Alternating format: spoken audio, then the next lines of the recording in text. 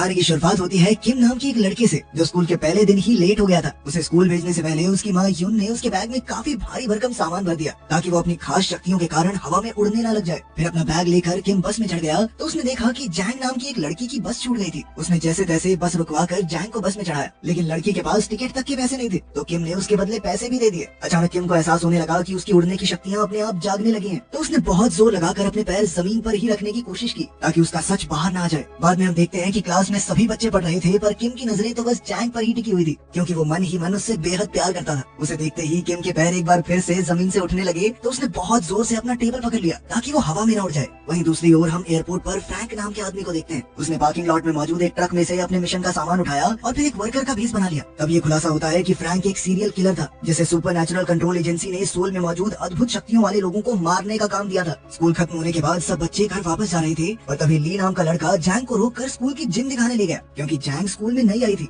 इसलिए टीचर्स ने ली को जैंग को स्कूल दिखाने का जिम्मा दिया था। वहीं दूसरी ओर फ्रैंक अपने पहले शिकार जिनचिन के ऑफिस में पहुंचा। जिनचिन तो उसे देखते ही समझ गया कि ये कोई बहरूपिया है। जिनचिन ने उसे अकेले में ले जाकर पूछा कि वो उसका असली नाम कैसे जानता है, तो फ्रैंक ने उसे बताया कि कंपनी ने तुम्हें मारने के लिए मुझे यहाँ भेजा है। ये सुनते ही जिनचिन ने गुस्से में आकर अपनी जबरदस्त ताकत से गोल्फ स्टिक को कागज की तरह मरोड़ दिया और उसी से फ्रैंक पर हमला बोल दिया। फ्रैंक ने जैसे तैसे खुद को बचाया मगर जिनचिन ने उसे उठाकर बड़ी जोर से दीवार पर पटक कर दीवार ही तोड़ दी। उसी पर अचानक फ्रैंक ने जिनचिन के चश्मे का कांच तोड़ दिया जो सीधा उसकी आंख में जा लगा। फिर उसने मौका देखकर एक पेन की मदद से उसकी छाती पर हमला किया और उसके दिल पर वार करके उसे वहीं मार डाला। आखिरकार उसने जिनचिन की लाश को खिड़की से बहुत दूर फेंक दिया और इसी तरह उसका पहला टास्क पूरा हुआ। फिर वो अपने ट्रक में लौट आया और अपने फोन से मैसेज भेजकर टास्क पूरा होने की खबर दी। उधर किम की माँ यून घर में साफ सफाई कर रही थी। इसी दौरान उसने अपना फोन देखा तो चारों तरफ जिनचिन के खून की खबरें आ रही थी। उधर स्कूल खत्म होने के बाद भी जैंग स्कूल में बैठकर पढ़ाई कर रही थी क्योंकि उसे स्कूल के बाद बेस्ट कॉलेज में जाना था, मगर वहाँ की फीस बहुत ज्यादा थी, इसलिए मन ही मन में जैंग ने उम्मीद ही छोड़ दी थी। जब उसके पिता ने उससे पूछा कि तुम्हें पैसों की जरूरत है तो उसने झूठ कह दिया कि नहीं, मुझे तो बस स्कूल यूनिफॉर्म खरीदने के लिए पैसे चाहिए। इसके बाद हम मिनोंग जुंग नाम के एक आदमी को देखते हैं जो नेशनल सिक्योरिटी एजेंसी का डायरेक्टर था। जब उसे जिनचिन के कत्ल की खबर मिली तो उसके असिस्टेंट ने कहा कि ये तो नामुमकिन है, पर फिर भी वो उसकी मौत की खबर को सोशल मीडिया से हटाने की पूरी कोशिश करेगी। मगर मिनोंग जानता था कि शहर के सभी खास शक्तियों वाले लोगों पर खतरा मंडरा रहा है, इसलिए उसने अपने असिस्टेंट को खुफिया हथियारों की ट्रेनिंग शुरू करने का ऑर्डर दिया।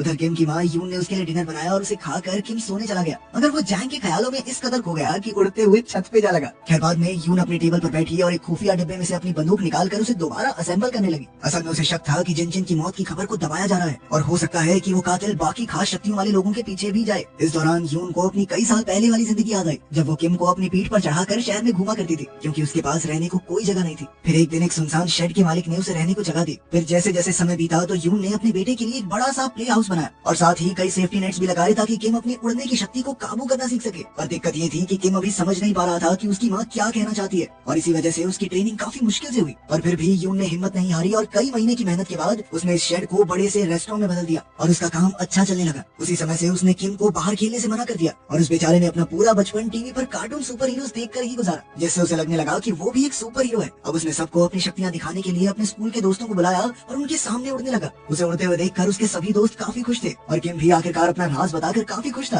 पर वो ये नहीं जानता था कि स्कूल के प्रिंसिपल ने उसे देख लिया है। फिर शाम को किम के एक दोस्त ने भी उसकी तरह उड़ने की प्रैक्टिस करने की सोची ताकि वो भी बाकी बच्चों को इम्प्रेस कर सके, पर वो फिसल कर बुरी तरह गिर गया और उसे काफी चोट लगी। इसके बाद यून को स्कूल में बुलाकर किम की काफी शिकायत की गई तो यून को बेवजह ही उनसे माफी मांगनी पड़ी। किम को एहसास हो गया था कि उसकी माँ को उसकी वजह से कितना शर्मिंदा होना पड़ा, तो वो बेहद दुखी हो गया और छत पर जाकर रोने लगा। मगर अचानक उसकी कमर से बंधी रस्सी टूट गई और वो तूफान में उड़ गया और तभी ऐन वक्त पर यून ने वहाँ आकर पूरे जोर से रस्सी को खींचकर अपने बेटे की जान बचाई। फिर अगले दिन सभी बच्चे स्कूल पहुंचे पर किम और जैंग दौड़ने के बावजूद भी थोड़े लेट हो गए और गार्ड ने देखा कि वो कुछ ही सेकंड लेट थे तो उसने उन्हें अंदर जाने दिया। वहीं शहर में दूसरी ओर फ्रैंक एक पुरानी लाइब्रेरी में पहुंचा और वहाँ का दरवाजा बंद करके मालिक के सामने जा खड़ा हुआ। उसने मालिक से पूछा कि क्या पहले वो बंक के नाम से जाना जाता था, तो उस आदमी को एहसास हुआ कि वो खतरे में है, इसलिए उसने अपनी बिजली की शक्ति का इस्तेमाल करके सभी लाइट्स बंद कर दी। इसके बाद उसने अपने रेडियो से एक बैटरी निकाली और अपने अंदर मौजूद बिजली की ऊर्जा को जागृत करना शुरू कर दिया, जिससे उसके बाल एकदम सीधे खड़े हो गए। फिर अचानक उसने फ्रैंक पर हमला बोल दिया और उसे बार बार जोरदार बिजली के झटके देने लगा। फ्रैंक ने अपनी जान बचाने के लिए किताबों का सहारा लिया और पलटवार करके बंक के हाथ से बैटरी गिरवा दी, पर जल्द ही उसने बैटरी फिर उठाई और फ्रैंक पर बिजली का जबरदस्त वार किया, जिससे फ्रैंक सीधा छत से जा टकराया। आखिरकार बंक ने अपने डेस्क से एक तस्वीर निकाली और उसे आग लगाते ही फ्रैंक का गला घोटने लगा। उसने इतने जबरदस्त बिजली के झटके दिए कि कमरे में शॉर्ट सर्किट हो गया। अब फ्रैंक मरने ही वाला था कि ऐन वक्त पर उसने पलटकर बंक को दूर फेंक दिया और एक ही जानलेवा वार से उसका काम तमाम कर दिया। आखिरकार उसका ये शिकार भी मारा गया। फिर उसने बंक के हाथ में वो जलती हुई फोटो देखी तो पता चला कि बंक का एक बेटा भी है। इससे फ्रैंक को काफी दुख हुआ पर वो जल्द ही इस जगह से निकलकर अपने ट्रक में भाग निकला।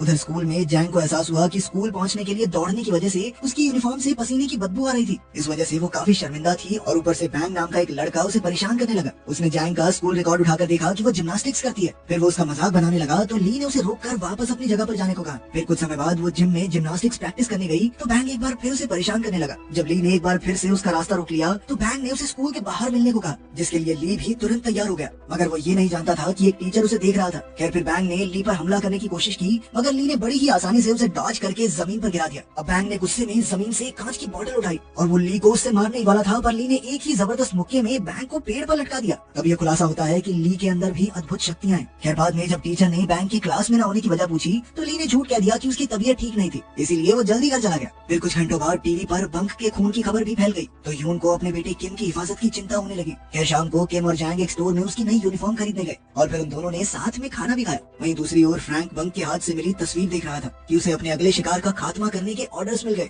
उधर किम और जैंग आपस में बातचीत कर रहे थे और बाद में वो स्कूल में वॉशरूम साफ करने पहुंचे। ये उन्हें पनिशमेंट मिली थी क्योंकि वो सुबह क्लास के लिए लेट हो गए थे। इसी दौरान जैंग की नजर किम की चोट पर पड़ी जो सुबह उनकी टक्कर की वजह से लगी थी। तब जैंग उसके जख्म पर मरहम लगाने लगी, पर उसके करीब आने से किम इतना ज्यादा शर्मा गया कि उसके पैर जमीन से उठने लगे। अब उसने अपनी शक्तियों को छुपाए रखने के लिए जैंग को वॉशरूम से बाहर जाने को कहा, मगर उसके जाने के बाद भी किम अपनी शक्तियों पर काबू न रख सका और अपने आप हवा में उड़ने लगा। फिर अगली सुबह टीचर ने फिर से बैंग के स्कूल न आने की वजह पूछी, पर किसी को इस बारे में कोई जानकारी नहीं थी। ये देखकर ली काफी घबरा गया। स्कूल खत्म होने के बाद जब किम घर लौटा तो उसकी माँ यून ने उसे बहुत डांटा क्योंकि उसने आने में बहुत देरी कर दी थी। उधर फ्रैंक अपने अगले शिकार की तलाश में स्कूल के दरवाजे तक पहुंचा। तब सिक्योरिटी गार्ड ने उसे दरवाजे से अपना डिलीवरी ट्रक हटाने को कहा तो फ्रैंक चुपचाप वहाँ से चला गया, मगर गार्ड को उस पर शक हो गया था, जिसके बाद उसने किसी को फोन किया। इसी तरह कई दिन बीत गए और अब जैंग अपनी टीचर के साथ जिम्नास्टिक्स की ट्रेनिंग कर रही थी ताकि वो बेहतर खिलाड़ी बन सके। इसी दौरान ली छुप छुपा कर जैंग को प्रैक्टिस करते हुए देखता रहता क्योंकि वो भी मन ही मन जैंग को चाहने लगा था। एक रात प्रैक्टिस के दौरान अचानक जैंग का पैर मुड़ गया और वो बुरी तरह गिर गई। उसे देखते ही ली उसकी तरफ दौड़ा, पर उसी वक्त किम भी वहाँ गया, जिसके बाद ली बीच में ही रुक गया। दरअसल जैंग को दर्द में देखकर किम तुरंत उड़कर वहाँ पहुँच गया था, पर जैंग ने बताया कि मुझे ज्यादा चोट नहीं लगी है और फिर वो वापस से ट्रेनिंग में जुट गई। अब वो किम की मदद से एब्स एक्सरसाइज करने लगी, मगर जैंग के इतना करीब आने की वजह से किम घबराकर एक बार फिर से ऊपर उड़ने लगा और अचानक दूर जा गिरा। तभी जैंग उसकी मदद के लिए दौड़कर वहाँ आए। खैर उसी समय क्लीनर ने वहाँ आकर उन्हें बाहर जाने को कहा क्योंकि आज उसे जिम्नेजियम की सफाई करनी थी। किम ने जैंग से कहा कि वो ठीक है और वहाँ से चला गया, पर जैंग को कुछ भी समझ नहीं आ रहा था कि वो अचानक उड़कर दूर कैसे जा गिरा। खैर कुछ समय बाद ली जिम में आया और उस बोर्ड के पास गया जहाँ जैंग अपनी छलांग की प्रैक्टिस कर रही थी। अब उसने गुस्से में आकर इतनी ऊंची छलांग लगाई कि उसका पंजा दीवार पर छप गया। खैर कुछ दिन बाद शाम को जैंग और किम एक दुकान पर खाना खा रहे थे। तभी अचानक जैंग को याद आया कि वो अपने स्पोर्ट्स शूज तो स्कूल के जिम में ही भूल आई। तब किम ने कहा कि उसका पेट भर गया है और वो अकेला जैंग के शूज लेने स्कूल की ओर चला गया। पर जैंग को कई दिनों से उसकी हरकतों पर शक था, इसलिए वो भी उसका सच जानने के लिए उसका पीछा करने लगी। जब वो स्कूल पहुंची तो किम के पैरों के निशानों की दिशा में आगे बढ़ी और तभी उसे वो सभी पल याद आए जब उसने अपनी आंखों से किम को उड़ते देखा था। इसी तरह वो दूसरी मंजिल पर पहुंच गई, पर यहाँ पैरों के निशान गायब हो गए तो उसने किम को आवाज दी। जल्द ही किम वापस आया तो जैंग ने उससे पूछा कि जब भी वो करीब होते हैं तो वो इतनी अजीब तरह से बर्ताव क्यों करता है, पर किम ने कहा कि ऐसा कुछ नहीं है, मैं तो नॉर्मली ऐसा हूँ। बाद में किम अपने बैग में कुछ ढूंढ रहा था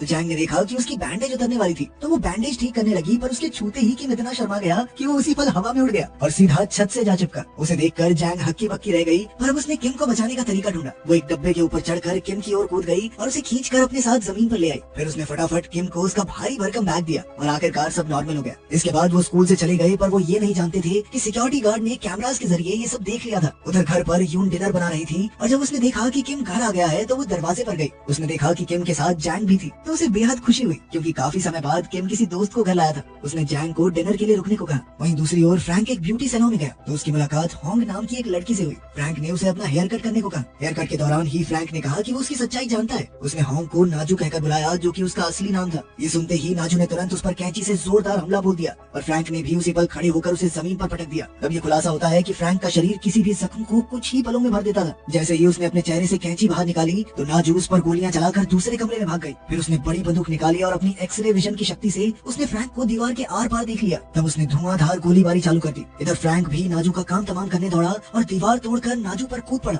लेकिन नाजू ने एक बार फिर उस पर गोलियां चला दी। पर जल्द ही उसे एहसास हो गया कि इन गोलियों का फ्रैंक पर कोई असर नहीं हो रहा तो वो तुरंत किचन में गई और अपनी खास बंदूक निकाली। जल्द ही उसने कमरे में मौजूद पाइप्स पर गोलियां चला दी जिससे पाइप्स में से गैस लीक होने लगी। इसी धुएं की आड़ में छुपकर नाजू ने फ्रैंक पर धुआंधार गोलियां चलाई। इसी दौरान नाजू को भी गोलियां लगी, पर फिर भी उसने अपनी बड़ी शॉटगन निकाली और फ्रैंक पर जोरदार वार किया जिससे वो एक शेल्फ से जा टकराया। इसके बाद नाजू ने उसकी तरफ भागकर शॉटगन से जानलेवा वार किया जिससे वो बहुत दूर जा गिरा। तब फ्रैंक फटाफट एक कॉरिडोर में छुप गया ताकि उसकी शक्तियां उसके सारे घाव भर दें। ठीक होते ही वो नए जोश के साथ बाहर आया और नाजू के शॉट से बचने बचते हुए उसकी तरफ दौड़ा। उसने एक जबरदस्त किक से नाजू को गिरा दिया और फिर उसका गला घोटने लगा। तब नाजू ने अपनी कैंची उसकी टांग में घोंप दी। इसके बाद उसने इसी कैंची से उसकी गर्दन पर वार किया और फ्रैंक ने पहले ही उसे रोक दिया। अब उसने नाजू का गला दबाते हुए उससे पूछा कि आखिर सभी खास शक्तियों वाले लोग अपने बच्चों को क्यों छुपा रहे हैं। नाजू अपनी आखिरी सांसें गिन रही थी, पर फिर भी उसने सच नहीं उगला। उसने कहा कि तुम एक आम किलर हो और गैंग को तुम्हें देखते ही तुम्हारा काम तमाम कर देगा। यार ये सुनकर फ्रैंक को गुस्सा आया, जिसके बाद उसने नाजू के गले में कैंची मारकर उसकी जान ले ली। उसने कहा कि चाहे वो उसे अपने बच्चों का पता न बताए, मगर जब तुम मरेगी तो फ्यूनरल पे आएंगे ना वो। उधर किम और जैंग उसके कमरे में खाना खा रहे थे कि तभी किम एक बार फिर से उड़कर छत पर जा लगा। तो जैंग ने फिर से उसकी नीचे आने में मदद की।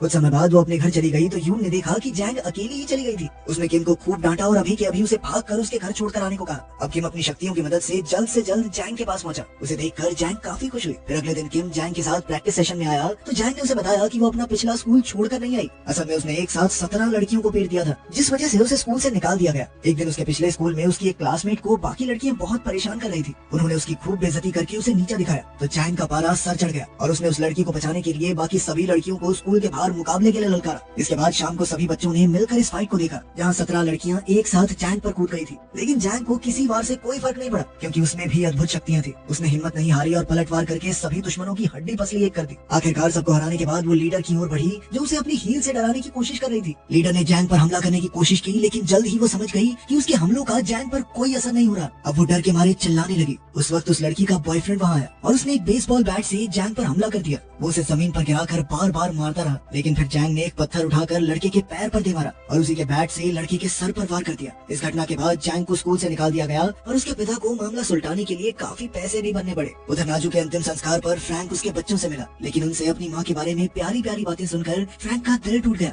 और उसने उन्हें मारने का प्लान कैंसिल कर दिया। उधर नेशनल सिक्योरिटी एजेंसी आम लोगों से म्यूटेंट्स के वजूद को छुपाने की हर कोशिश कर रही थी। आखिर में हम देखते हैं कि उस बिजली की ताकत वाले म्यूटेंट का लड़का अपने पिता की मौत का बदला लेने के लिए उसके कातिल को ढूंढ रहा था और उसके अंदर भी अपने पिता की तरह खास शक्तियां मौजूद थी। इस सीरीज का पहला सीजन यही खत्म हुआ। अगला सीजन अभी आया नहीं है तो कमेंट्स में नेक्स्ट मत करना, ठीक है। मिलते हैं अगली वीडियो में।